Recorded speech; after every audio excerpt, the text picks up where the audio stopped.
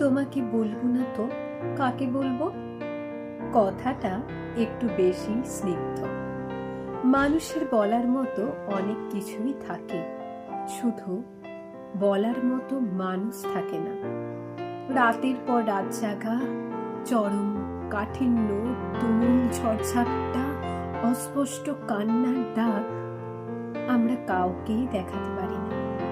খুব শান্ত হয়ে যাত্রার চোখের দিকে তাকিয়ে বলা যায় না, আমি ভালো নেই।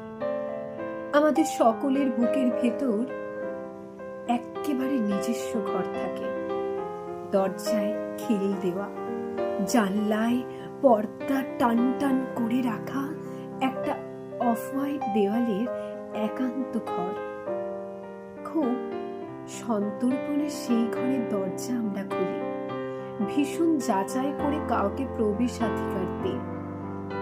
এলোমেলো করার সুযোগ দিয়ে আমাদের মন, নিপাট সাজানো জীবন। আমরা চাই একমাত্র সেই জানুক সর্বস্ব, ছড়িয়ে যাওয়া আমিটাকে অবাক হয়ে কুড়িয়ে নিক, যেভাবে কোনো পথ চলতে কেশরী সাবধানে কুড়িয়ে নেয় হেমন্তের প্রথম ছাতিম ফুল। নমস্কার।